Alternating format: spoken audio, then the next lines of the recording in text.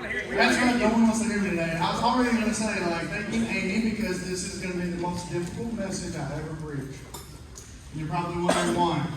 It's because Taco's smelling the bomb in here today, y'all. Let's talk about it. Give it up. Stand up and touch it. Hey, when I say the word bondage, what do you think of? Jail. Nice, I love it. This is what I love about our church. You can say what you want to. Jail, that is a form of bondage. Addiction, that is another one. Slavery, that's another one. This man's on it, but it's because he was in first service. So let me just jump in. Bondage is defined, one definition, as being enslaved, imprisoned to something or someone against your own will. So when I put it under those terms, have you experienced bondage? Think about it. There are all kinds of bondage. There's physical bondage. There's emotional bondage. Spiritual bondage. Mental bondage. Have you experienced those? Physical bondage is kind of easy because you get locked up, put away. You're there. You're not getting out. Mental bondage is a little different. Mental bondage is when you're captive to a thought. You can't get away from it. It gets you, and you're there. You wake up and you're like, dang, I'm thinking about this thing again. You wake up at 2 o'clock in the morning, think about it in the evening, you lose sleep. It's got you. What about emotional bondage? When I'm so frustrated, I'm so angry, I just want them to die. It's got you. It's hooked into you. And then here's what spiritual bondage. I'm like, oh. But I would argue that there's a lot of spiritual bondage going on. If it wasn't so much spiritual bondage going on, this place would be packed out. Yep. I talk about the 13,000 every single week. And here's the part about it that I'm confident in. All 13,000 of them are lost. It's not like they don't know who Jesus is. The key word is church hurt. You heard of that before? Mm-hmm. We put people on pedestals. They do the wrong thing. They're stupid because people were stupid. I'm stupid. You should know that. I make stupid taco jokes. But here's the thing. We put them on these pedestals. And then they let us down. And then we say, we'll never go back to church. And the problem with that is that is not God's plan for your life.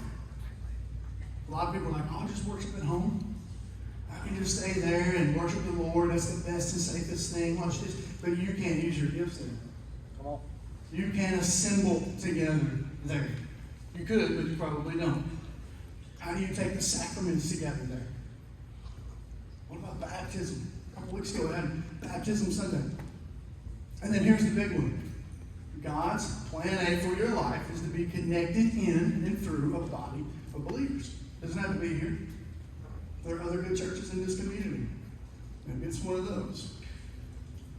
But I know that bondage for spiritual reasons is very real because here we are. It's not 13,000 and however many of us. It's just us. And so bondage gets us in so many different ways. And this is the point that I want you to understand today. More than anything, it's this. That bondage is a weapon to prevent your kingdom effectiveness. Yeah. The key word in that is weapon. Who uses weapons? Enemies, soldiers, warriors. And if it's to prevent you from doing something, then it's satanic. Satan wants nothing more than to bind you up and prevent you from fulfilling your God-given purpose, your destiny, leaving a legacy that's part of our vision. He wants you to get stuck. And it doesn't take much because when those thoughts begin to enter our minds, we'll dwell on them. When we get hung up on those emotions, that weapon's formed. But the passage says that no weapon formed against us will prosper. But we shouldn't let those weapons prosper. Many of us are not plugged in. You've got stories, you've got testimonies. but you're not sharing them.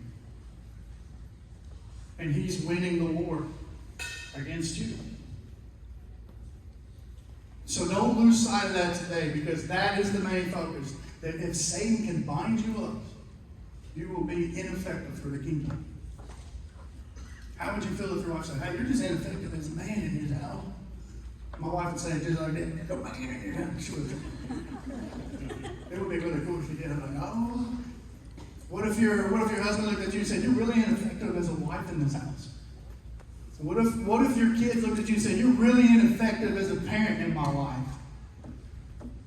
What if we probably wouldn't care as much about this, but what if your boss came to you and said, you're really ineffective as an employee? It probably would come attached with a pink slip.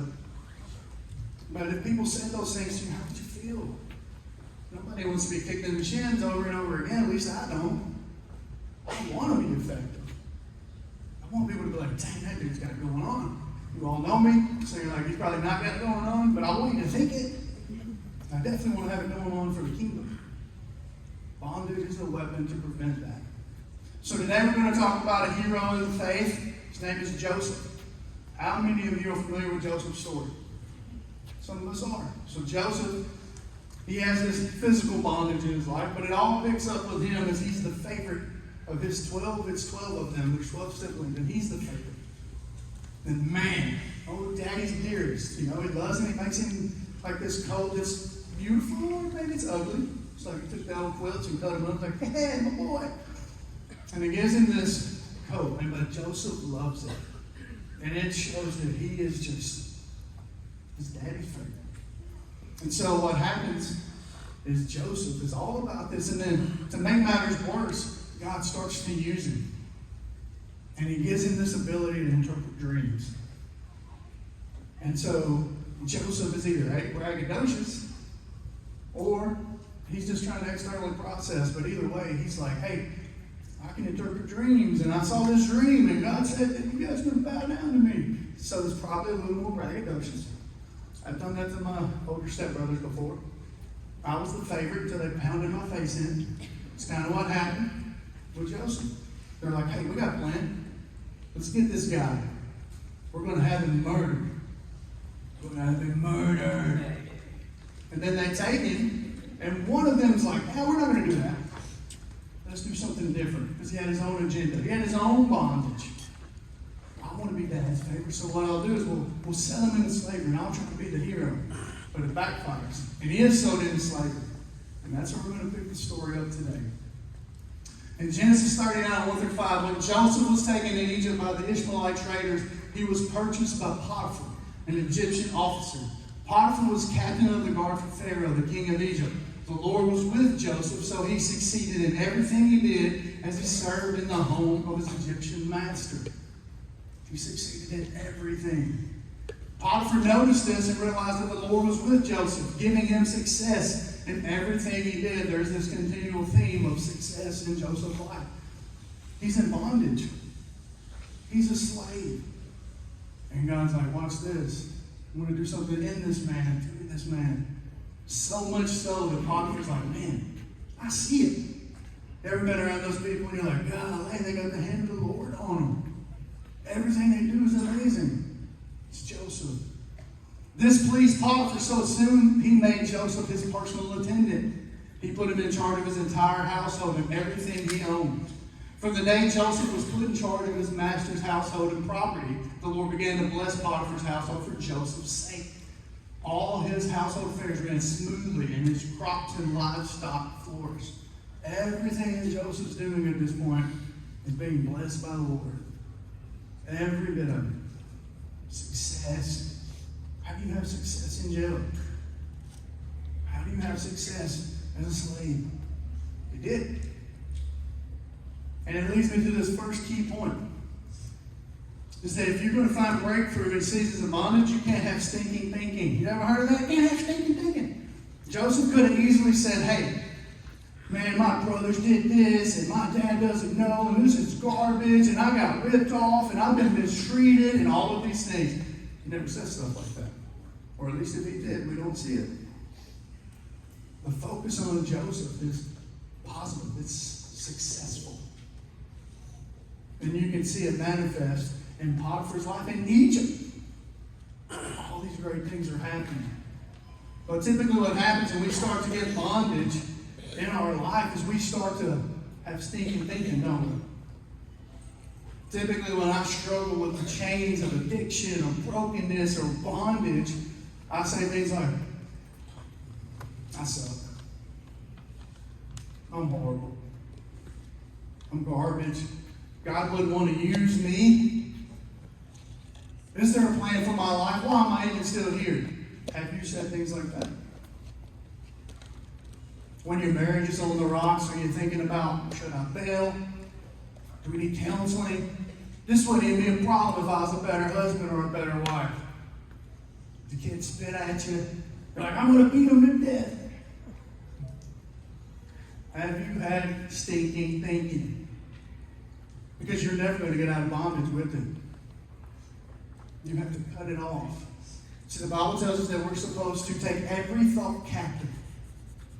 But this is what we typically do. We don't take any thought captive. We love to be like, oh my gosh, where's this going to lead? Oh my gosh, where's this going? Oh my gosh. And then the next thing I know, it's 2 o'clock in the morning, and I'm like, I've been thinking about this for 4 hours. I'm a maniac. So to try to break the cycle, I get on Facebook. And some of you guys do too, because I see the green light. Green light, I'm like, dang, y'all too. So I know it's a real thing. You can't break out of bondage with that kind of thinking. You have to take those thoughts captive. That's only half of the verse. The other part is you got to make it obedient to Christ. What does Christ say about you? How much do you matter to Jesus Christ? Let me tell you, a lot. Yeah. You matter so much that He laid down His life for you. So I know a lot of people are like, oh, you should make yourself out to be a big deal. You really should make yourself out to be a big deal. Because you kind of are. Jesus Christ went to the cross just to save you. That's how much of a big deal you are. And yet, He would lay down His life for you, and then we'll say things like, I'm just stupid. And I can't ever make this thing work out. We're frustrated. And it's stinking thinking. You have to abandon it. If Joseph would have had that type of thinking, this story would have been in right there. Joseph went into slavery, and he died. We read stories like that. He didn't let it get him down. Let's continue the story. Genesis 39, 6 through 23. So Potiphar gave Joseph complete administrative responsibility over everything he owned. That's big stuff. He's like, hey, here goes the books. I trust you. You're successful. You're not going to cook the books. You're going to keep up with them. So with Joseph there, he didn't worry about a thing except what kind of food to eat. Golly, I wish that was my problem. Today, I want pork chops. Tomorrow, I want pizza. Could you imagine that kind of life? You don't have to worry about how am I going to pay for this gas. You don't have to worry about like me and my wife fighting. How are we going to get through it? Kids failing their class. No worries. Joseph took care of it all. Potiphar just got to live his best life all the time. Joseph was a very handsome and well-built young man. I'm like, I like how they insert stuff like that. I can totally relate to this. Well-built, handsome, maybe not so much. And Potiphar's wife soon began to look at him lustfully. And so she's experiencing her own type of bondage, isn't she? Thoughts, of feelings. I want that. And I'll be persistent. Come and sleep with me, she demanded, but Joseph refused. Look, he told her, my master trusts me with everything in his entire household. No one here has more authority than I do. Man, he's telling her exactly his position. He has held back nothing from me except you, because you are his wife. How can I do such a wicked thing? It would be a great sin against God.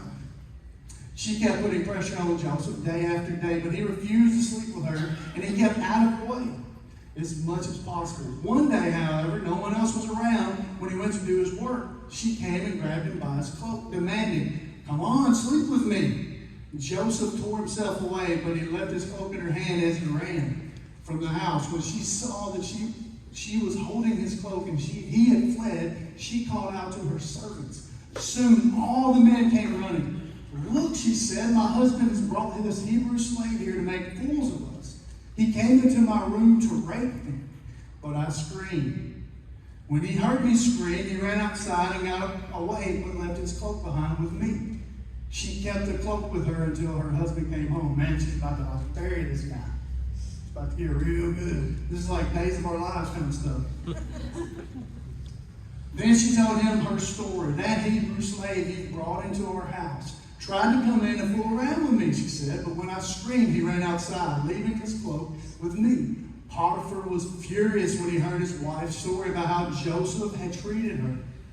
So he took Joseph and threw him into the prison, where the king's prisoners were held. And there he remained, back into this bondage of chains and a little bitty cell. But the Lord was with Joseph in prison and showed him his faithful love. And the Lord made Joseph a favorite with the prison warden. Before long, the Lord put Joseph in charge of all the other prisoners and over everything that happened in the prison. Doesn't sound like the stinking thinking, does it? Sounds like he's on a trajectory. The warden had no more worries because Joseph took care of everything. The Lord was with him and caused everything he did to succeed. If you noticed, I highlighted that when he confronted Potiphar's wife, he said, no. This would be wrong in the Lord's eyes. When she grabbed the cloak, man, that dude skirted out of there. One of the problems in the world today is that when we start to have feelings or we start to deal with things and it starts to cross the line into sin, we don't run from it like that, do we? We're like actually way more comfortable like getting right upon it. And then we become desensitized, and then the next thing you know, we cross over and then we justify. We're like, oh, it's not that bad. God will forgive me. And it's like, man, you should be so frightened of sin that you're willing to leave a trail of dust, your cloak, in somebody's hand, making you look guilty without being guilty. Don't let sin become so comfortable that you're okay just walking right up to it. Because there is forgiveness for the sinner. But like we talked about last week, eventually sin begets sin, begets sin, begets sin, begets death. And God won't be mocked.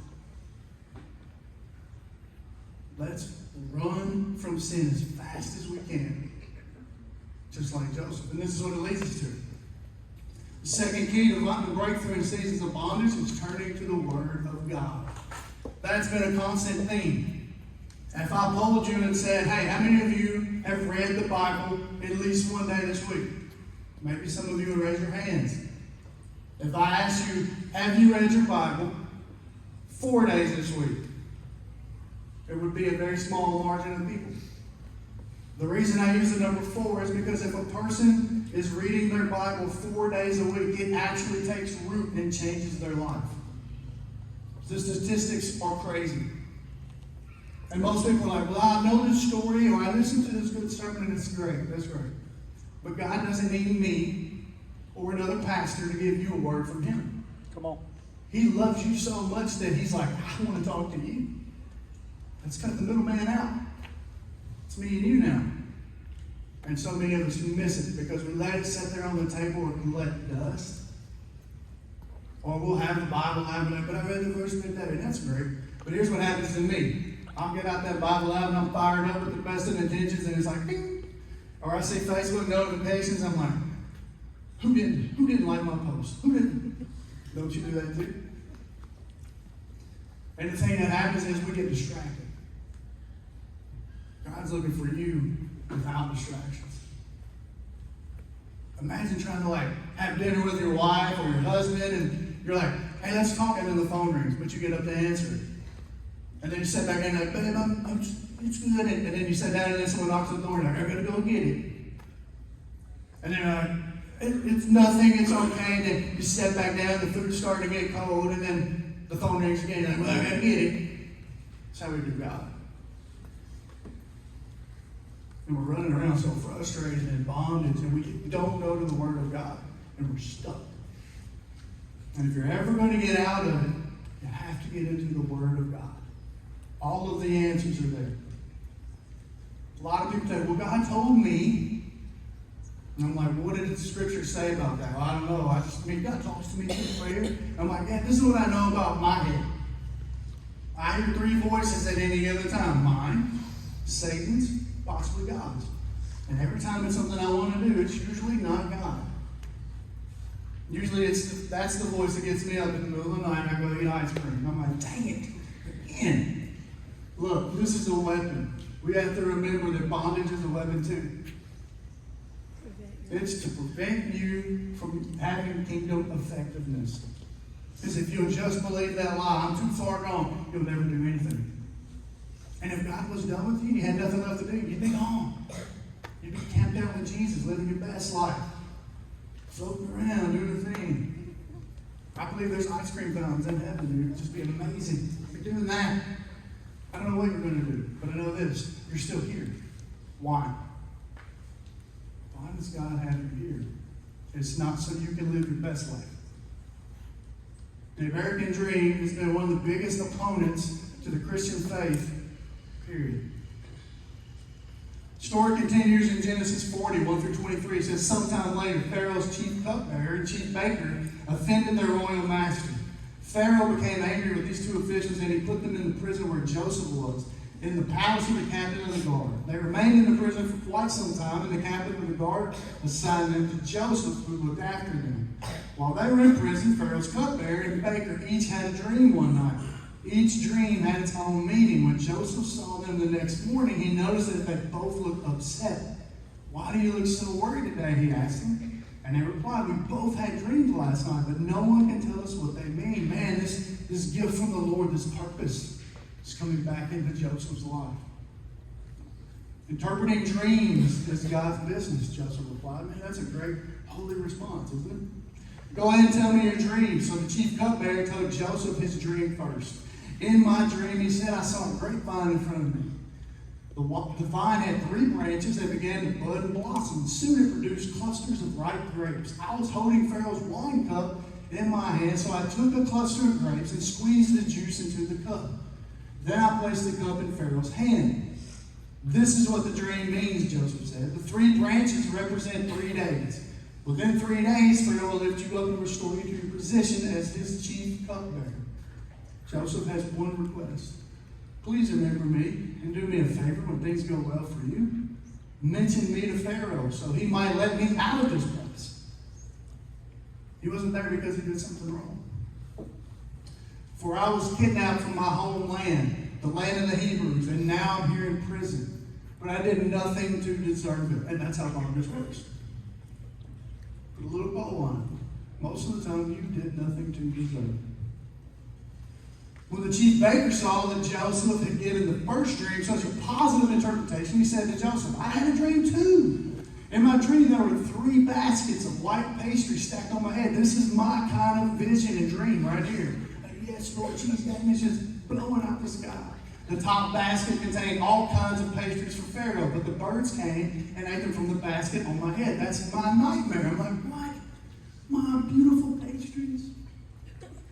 This is what the dream means, Joseph told him. The 3 baskets also represent 3 days. 3 days from now, the Pharaoh will lift you up and impale your body on a pole. Man, stark contrast, isn't it? That one was good. This one's not so good. Then the birds will come to peck away at your flesh. Man, it's like adding insult to injury. Pharaoh's birthday came 3 days later, and he prepared a banquet for all of his officials and staff. He summoned his chief cupbearer, the chief baker, to join the other officials. He then restored the chief cupbearer to his former position, so he could again hand Pharaoh his cup. But Pharaoh impaled the chief baker, just as Joseph had predicted when he interpreted his dream. Pharaoh's chief cupbearer, however, forgot all about him. Forgot all about him. Never giving him another thought. And the thing that I highlighted in there is when they start talking to Joseph about these dreams and this purpose, Joseph doesn't steal the credit. He didn't say, I interpret the dreams, and this is what it says. He said, that's God's business. And that leads us to the third key point in finding breakthrough in seasons of bondage. We've got to stay humble. See, pride is thinking too much of ourselves. But it's also thinking too little of yourself, because either way you're still thinking about you way too much. And man, God's not looking for people that are thinking about Him too much or themselves. He's looking for people to think of Him too much. The kingdom. Joseph said, and God does this. I'm just the vessel. But when we get into these cycles and seasons of bondage, what we typically do is we get stuck into stinking thinking. We get stuck right where we are, and we just start going down the bunny trail. We can't get out. And guess what we're doing? We're thinking about us way too much. And here's the thing. You can't fix the problem. If you could fix it, you'd stop thinking about it. You'd get up and you'd go do something about it. But you don't. So you keep thinking about it. You keep thinking about it. And you keep thinking about it. And it's all about you. It's all about me. It's like, if we're going to break out of this, we got to remain humble. And we got to give God His glory. Because there's all these people that tell you what the purpose of life is. Here it is. Served up on you for a taco platter for today. Here it is. It's to honor and glorify God. That's it. That's the only reason you exist. It's not to have a big house. Not to have amazing cars. It's not to have the most beautiful family. God will give you those things, but that's not the purpose of your life. Your purpose is this, to honor and glorify God. How are you doing on that? Let's stay humble and do just that. So this morning, I've got an incredible story from a gentleman that I want to have join me and share it. Would you guys welcome Mr. Lyle Willis up here?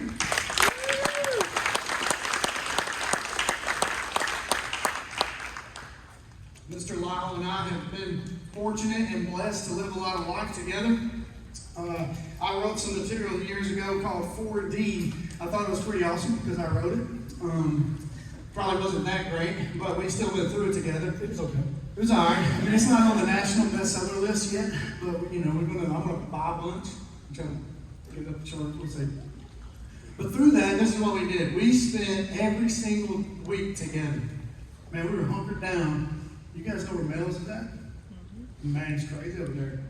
It's crazy in that booth. You got some ants and you got some critters and there's all kinds of stuff. But it's special.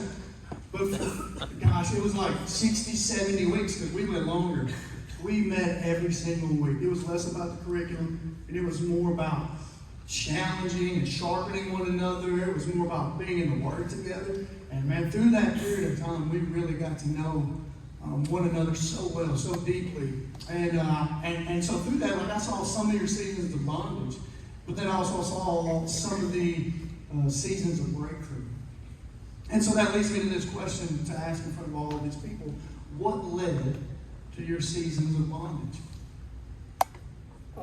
Well, we don't have the time for me to go over all of it, but basically I'll start with my childhood. From an outsider's perspective, I would say it looked fairly normal. I mean, I would say middle-class family. My parents divorced, and that's probably where the bulk of the problems were. I don't think I was an easy child. I don't think I'm an easy adult. They told I was a lot. I was that way when I was a kid. They split, and there was this push. I don't want to say a push and a pull, but again, man, I don't want to put just tremendous amounts of blame on my parents, but I'll speak to my feelings, and I was passed back and forth. They couldn't deal with me one place, they'd send me to the other place, they couldn't deal with me, they'd just pass me back and forth. What it led to for me was feeling totally just neglected, unloved, unwanted. And I think that in a proper, healthy household with a healthy upbringing, that's not how you're going to feel. And again, I don't want to just shame my parents, but I didn't have those things that I felt like I needed to thrive. What that led to was a lot of hurt, a lot of anger. And what I've come to find is that fear, or anger, is a manifestation of fear. So I was very, very angry. I was very, very hateful and resentful and violent and aggressive. And I like to say that I was given some really, really fantastic examples of how not to act from my immediate family. And Lord love them, but they gave me that. And they also gave me some generational curses, if you will. I had my first drink whenever I was 5 years old, and that was celebrated. Like, haha, that's not cool. Drinking Budweisers at 5, but I had put chest hair. I got early. I started to do illegal drugs whenever, first time that I smoked pot was by the time I was 13, and then by that age it was regularly, for 18 years I was in active addiction, you know, and it wasn't so much that I was a slave to the substance, it was that I was a slave to changing the way that I felt. But I didn't want to feel like this unloved little boy. I didn't want to feel that nobody wanted me. I didn't want any of that. I just wanted to feel something different. Mm-hmm. And I've never met anybody, and I've worked extensively in recovery. I mean, I pride myself on but people become addicted to a substance because they want to change the way that they feel. Right. I've never met a human being who likes to feel bad. And so if you feel bad and you don't want to continue to feel that way, you are human. Some of us feel so bad that the only way out was through that. And I'm not going to justify and say that's the only reasons that I did the things I did, but I became a slave to chemical dependency. I became a slave to so many other things that, and I actually made a list of drugs, sexual addiction, poor self-image, codependency, depression, lack of emotional regulation. I could literally go on, and I say this in recovery meetings that when I make a list of all of my character defects, it looks like a CVS receipt. And those things are long. I don't know how they managed to keep all that paper. But you can use it as a scarf if you were curious. Winter's approaching. Man, what it all came down to is I was fleeing from the feelings of feeling like a child alone. Yeah. And I think that's a feeling that all of us can relate to, right? Like, we just want to be loved. We just want to be accepted. Home may be perfect, but like most of us have experienced some like rejection in school. Like you're either the cool kids and you're like kicking people out, or you're not the cool kids and you get kicked out. And so whether it's home, school, work, wherever it may be, lots of rejection, isolation, things like that, and we can become a slave. That can start things in our life. And so those are like very real, practical feelings, and anybody in the world can understand. But this isn't just about how everybody in the world can feel. So tell me, spiritually, how did you feel in and through that season? Void.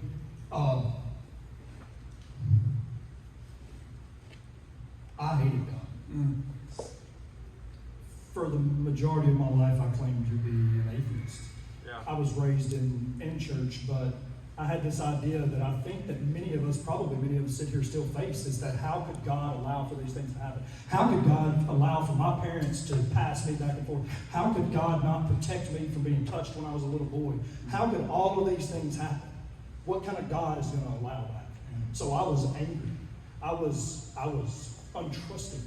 And all I hear about is, like, I would hear people talk about this Heavenly Father that's supposed to be loving and protecting, and I did not feel that. I was blasphemous. What it ultimately came down to is that I was a slave to sin and I was a slave to the enemy. Mm. And I had been convinced that these things were true about God. And hallelujah that I was wrong. I had no ability to acknowledge, but I say that I was an atheist, but in reality, that's a lie. Now I realize, looking back, that it was all false. How could I claim to hate something that I didn't believe in? But things happened, things changed, and fortunately, I had to, I paved a way for myself. Look, I can sit here and whine and cry about the way that I felt and the things that happened to me. You pass the age of 15, 16, I don't know, it's different for everybody, but you are responsible for the things that you do in your life. So don't get it twisted and act like I'm blaming my parents for everything. I made some really, really poor decisions in my life, and I own them. And from the time I was 13 until 31, there's a lot of years in there that I made a lot of mistakes. And God never allowed me to fall victim to those things. Because if I'm being totally honest with you, there is absolutely no reason that I should sit here alive. And not, first and foremost, the things that I put in my body should have caused me death. The things the criminal activities that I engaged in, somebody should have killed me. Yeah. And why am I special? Why am I not the one that overdosed? Why am I not the one that killed himself? Because I've lost a lot of friends to that. and they experienced the same things that I did. So, fortunately, God was looking out for me whenever I was not even acknowledging His presence, or His existence even. And on February 27th of 2015, there was a massive snowstorm that came the night before, and I had burned all the bridges in my world. I had nowhere to go, nowhere to turn to. And one of those people on the other side of that bridge, he had every reason in the world not to come to my rescue, but my big brother, he showed up and dropped everything, and with that much, he came and rescued me from myself. And when I say rescued me from myself, I mean, I was literally held at gunpoint this day. And I didn't have anywhere to go, I didn't have any other choice, but it was time to try to get sober. I did not want that, but I didn't have anywhere to go. I didn't have anything else to do. I give it a shot, and on that day, I started into a path to recovery. I didn't go to treatment, which the Lord knows I needed it. But I got something better. What it turned out to be was I got to be welcomed into a group of, it's almost like a secret society of people that are in recovery. And I always thought that it was kind of cultish and it was a joke and how these people could, but what it ultimately was, they relied on one another. And they had I won't go into all the steps, but there's a step that talks about you have to come to acknowledge a God of your own understanding. And I like that. Because I didn't believe what y'all believed, but I believed something. Right. I had come to something that rescued me, but I wasn't going to call it Jesus. So 102 days, I'm running through these steps, man. I'm living life on this pink cloud. I'm sober. I'm finally coming out of this fog and wreckage of my past. I had to pay the piper. And I had to stand before a judge for things that had happened in the past. And June the 10th, 2015, I had to go and face a 3-year sentence and starting in the Dyer County Jail. So here all these things are going great, everything's going wonderful in my life, but that just yanked away. Yeah, incarcerated. Yeah. So before you go a little further, let me stop you and point back to the fact, because I wanted to just highlight this. It's like, did you guys hear when he said, I hated God? You can't say that at church, can you? You just did. Because at this church, I want us to really process those hard and very real emotions. Like, I've been there where I'm like, I hate you for doing this to me or allowing this to happen. And so there's a lot of emotion involved in all of that, but hatred of God. And so that's driving you, and then so we're hearing some of this stuff that's getting to the bad, and you're into it. But I want to hear the good too. So tell us the rest of that story. Okay.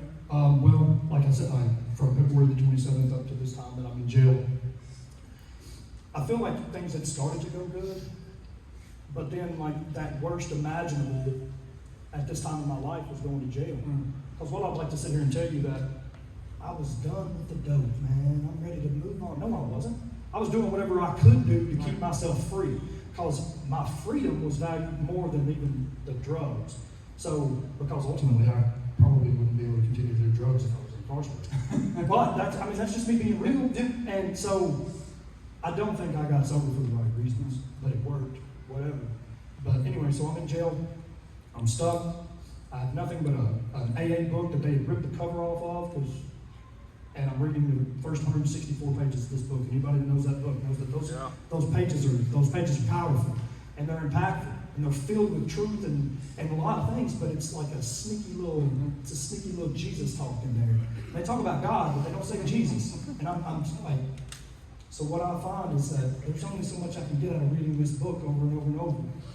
Well, there's a pastor that would show up on Sunday mornings, and he'd come into G-Pod, where I was at. They call us the Thunderdome.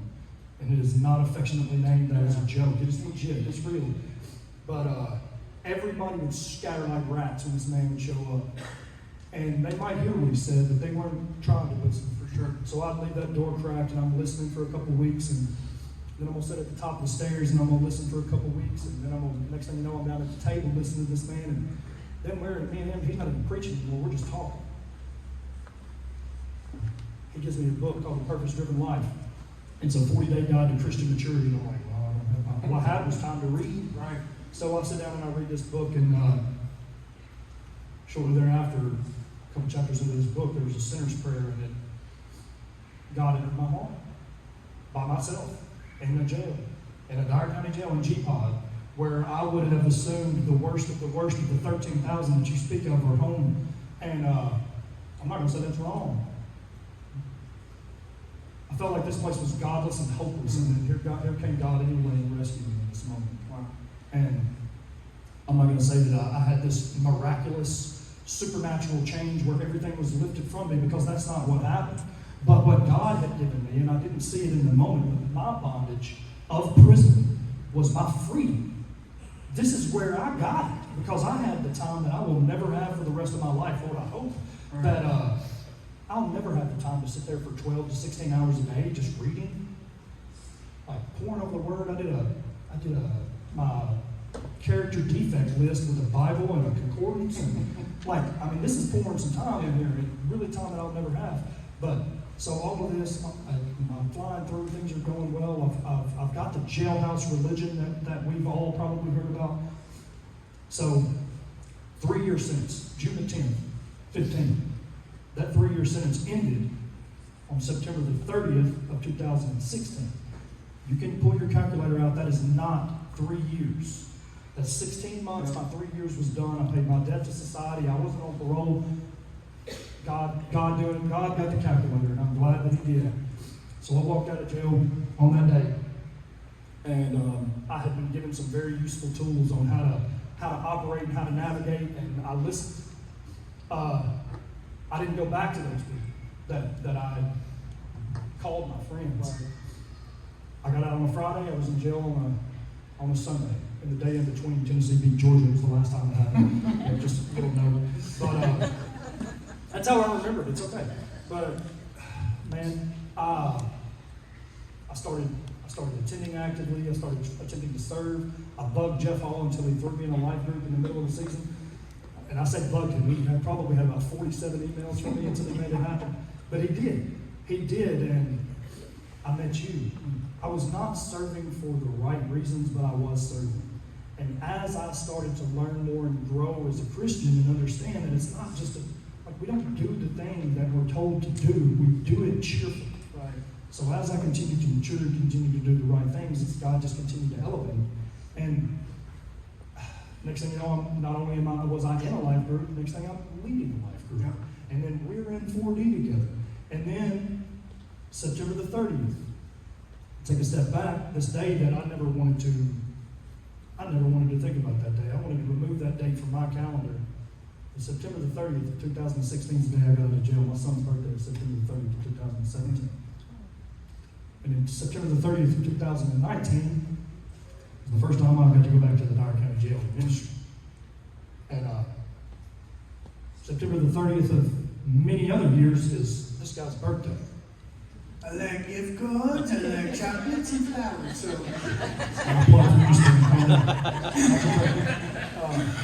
but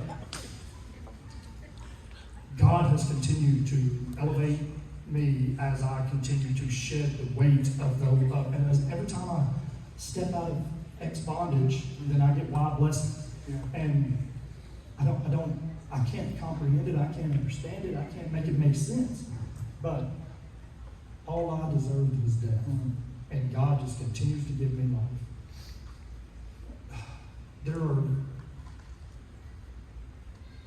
I've got friends that are here, a lot of them. And I would not be here if it wasn't for them.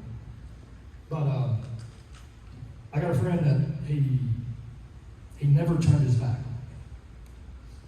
No matter what I did, what he heard, when he saw my picture in the paper, he never turned his back on me. Yeah. And I needed that. And then I got a friend that he did. But I needed that. Mm. And I'm not where I am because of me. I got myself where I was, but I'm not standing up here because of that. I'm up here because I listened to the Word and I understood that iron sharpens iron, and I got out of my way. God did for me that which I could not do for myself. Because I assure you this, I didn't want to be addicted to drugs for 18 years. But I sure didn't know how to stop it. I couldn't turn it off. I couldn't turn off this angry little boy that nobody loved. But I had probably 5 years sober, and I still felt that way. And I haven't had a drink since February the 27th of 2015, praise the Lord. But there's a woman who I met, and I told the story first service, I don't think I have the time. But as a result of leading this life group, I was given a ridiculous task of going to get a head of lettuce. And I ran into this woman that I knew topically at the grocery store, getting this head of lettuce, and then this woman taught me that I am capable of being loved, that I am lovable. And that's great. She's great. But it ain't her. This is God working through people. This is just another instance of just God just continues to show up, and even still in my life, shows me the examples of how to act, how not to act, what, like the perfect person at the right time is just telling me everything that I need to tell me. The perfect opportunities are there. But this woman did me the most important thing that I've ever found, and that is that I am loved. And I couldn't even truly believe that God loved me as a result of the things that have happened. But if that's not God loving me personally, I don't know what is. Right. So, the rest of the story, he left something out, but I'll fill it in for you.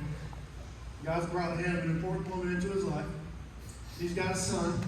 If you know Roman, you know Lyle when he was 5. Amazing little boy. But the very first baptism that this church got to be a part of is because of Lyle Willis. It's because Emily's son, Mason, gave his life to Jesus Christ through a conversation with Lyle Willis. Maddox, her daughter, these are going to be his children. They may not call you dad, but I'd say you're a good dad. You've shown them that.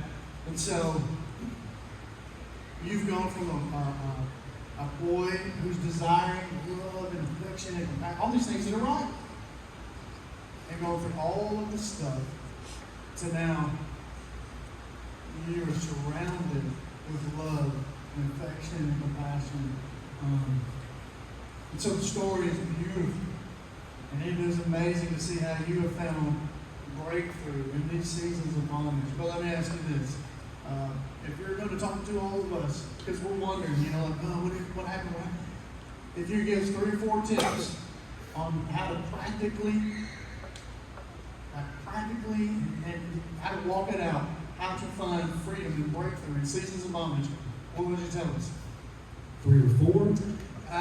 Let's I wrote out 13. You did. I was like, that's a book. We should sell it. Actually, it's only 12. I'm kidding. But I don't have that kind of time. I would gladly share with anybody if they wanted to, but I would. But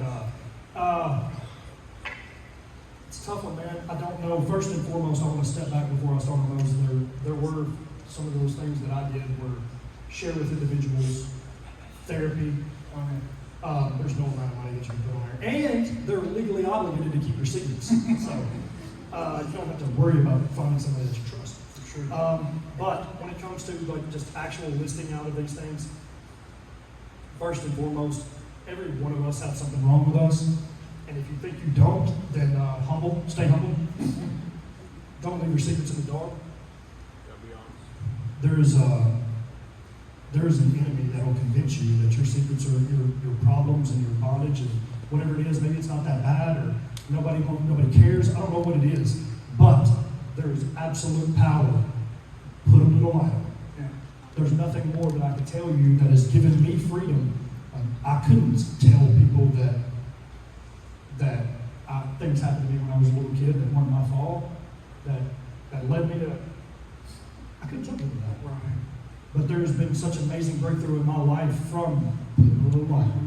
All things that are done in the dark will come to light at some point, but it's meant for whatever reason. They just sit there and they fester and they grow. And if you put some light on it yourself, then it'll make this journey a lot easier. So I don't know what you're struggling with, but I guarantee that if anybody in this room says that they have no struggles whatsoever, then they are a liar. And I don't know if that's where you sit, if you think that you've got it all together, but if you think that, You do not. And I pray that you will find that freedom and that strength that it takes and the courage to tell somebody. I don't know who it is. I don't know what it looks like, but you've got to tell somebody. That's good. So in that is the biggest hurdle that I've had is the resentments that I carry. And it's towards God, it's towards family, it's towards self. But there's an analogy that I spent years trying to work on it. I always called it a big rock, but I came up with it's a bag of rocks. I'm carrying this bag of resentments I have been for all these years, and it is incredibly heavy. And I can't carry it anymore. But I don't know how to offer blanket forgiveness like Christ gave us. I don't know how to do that. I don't know how to tell you to do that, but I can promise you this. If you start picking those rocks out of that bag one at a time, that bag is not going to be so heavy. Just drop the rock. Don't go back and pick it up. Don't find another one.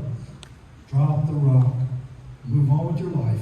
And before you know it, that big bag that you can barely carry, it's a little sack that you took. I haven't got all mine dropped. I wish I could tell you that I have, but I'm absolutely a work in progress. But that has been the most instrumental thing in my life, was to overcome those things. My parents made some poor decisions in my life, and they made some mistakes. My parents disregarded some things that happened to me that I carried a lot of resentments for. I can't hate them for growing up to and making mistakes. God loves me enough to forgive me. But he says, if we don't forgive, then he won't forgive. So then to myself, it's like I got to a point where I was capable of overcoming and forgiving some of the people that had done some of the things in my life. But I could just never forgive myself. And I'm not special. I'm not that big of a deal. I literally have that written across my mirror in my bathroom. And if you think I'm kidding, I'll take a picture.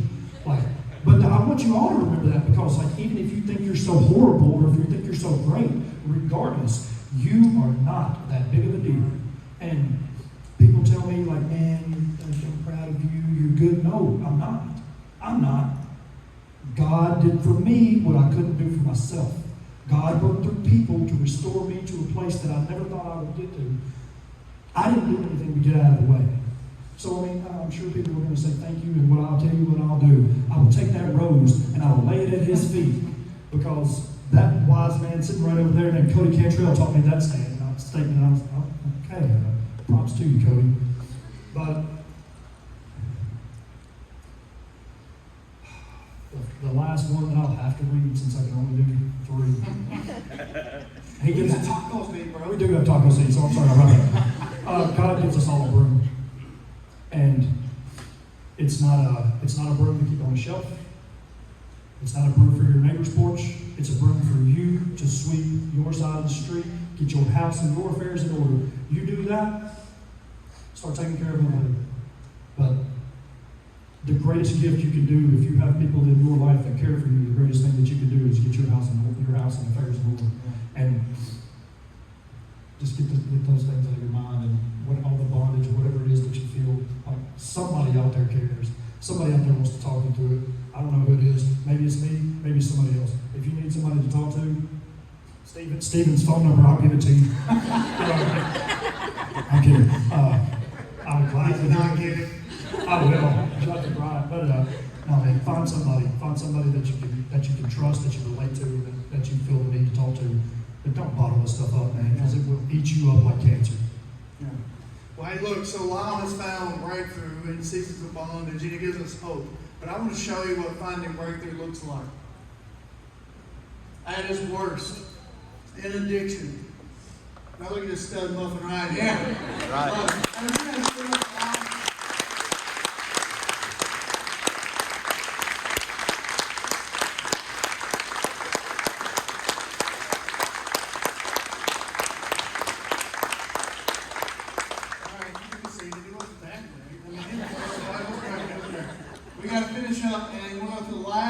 This story, y'all. In Genesis 41, 37 through 44, the last set of verses say, Joseph's suggestions were well received by Pharaoh and his officials.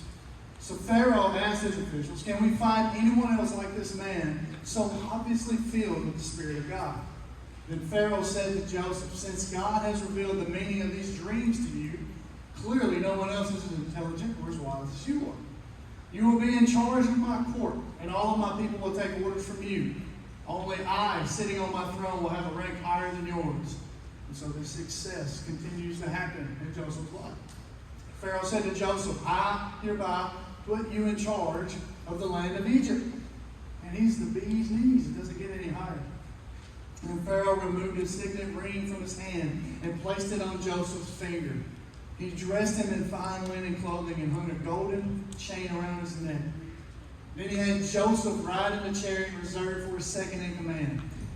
And wherever Joseph went, the command was shouted, kneel down. So Pharaoh put Joseph in charge of all of Egypt. And Pharaoh said to him, I am Pharaoh, but no one will lift a hand or foot in the entire land of Egypt without your approval. And so this story comes to an end here. But the rest of the story is that there's a day coming for Egypt when famine is going to ravage the land. It's going to ravage the world. And because God uses Joseph in an incredible way, maybe the whole world is saved. His family definitely is. Because they come to him and there's a little bit of trickery going on and they work it out, but at the end of the day, he saves his family. He moves them down there to Egypt and they live. And it's all because God restored Joseph and he became so close. He's done with Potiphar. He's up here with Pharaoh now. And that's what you need to know. Is God is using him, but he wants to use you. Remember that God will use your bondage as a weapon to set others free. Lyle's bondage, him sharing it, has set some people free. Amen. It could be you today. See, the Bible tells me that it's through the blood of the Lamb, Jesus' sacrifice for you, and the word of our testimony that we have overcome. People find freedom. So someone here today is going to find some freedom. You've got some bondage. We all do. If you've never had bondage, man, hang out with me for a minute. I need to learn what you do and how you do it. God wants to use it. Will you let him? Some of you have got past mistakes, broken relationships. You've got church hurt. You've got abuse. You've got financial issues. You've got all of it. I know, I've been there. Will you let God use it? Satan isn't the only one with a weapon. All of you do too. The weapons aren't any good if you leave them at home. They don't matter if you leave them on the shelf. They're useless. And so one of the first things that Jesus does is he works to eliminate bondage and to bring us to him. See, Jesus was sent here to set the captives free. There's a lot of new faces. And I don't know where you are at in your walk with Jesus. Maybe you don't even know Jesus today. And that would be the bondage. Are you free in your walk with Jesus? Maybe not. See, I pray this prayer every single week. I'm going to keep praying it every single week until it comes back. It's called the ABC prayer. Here's one. Because this could be your moment. This right here could be the moment that God has ordained for you since the beginning of time. And what if this is the moment for you to get it right? To finally break the chains of sin and shame and bondage, help. This could be your time. So our ABC prayer is simply this. We just accept the free gift of salvation. So simple. So simple to accept it. Just make it real right here. I don't have fancy words. This is why I make it really simple and say ABC prayer. Because we overcomplicate it. But here, make it real in your heart. Accept it. B is believing. What do you believe? This is what you believe. You believe that Jesus was in heaven with God. He left that perfect scenario because he loved you so much that he would come to this earth. And it's not a great earth. It's not a great scenario. But he lived a great life, a perfect one. He didn't fall ill to any attempt of bondage. He wasn't captured by sin. He beat it all. For 33 years. I can't go 33 seconds sometimes without messing it up. 33 years. So you can live in heaven with the Father. He laid down his life. Do you believe it? Because you have to believe it in your heart, and then you have to confess it. We have to confess that we're sinners. I confess a lot. And then he also confessed, just like we do, that we need Jesus to be the Lord of our lives. Because without it, we'll be trapped in bondage forever. We won't get out. So will you bow your heads and pray with me this morning? Lord, we accept the free gift of salvation. When we believe you are who you say you are. We believe, Jesus, that you are the way, the truth, and the life. And that no man comes to the Father except through you, not around, not above, not below. It is because of a personal relationship.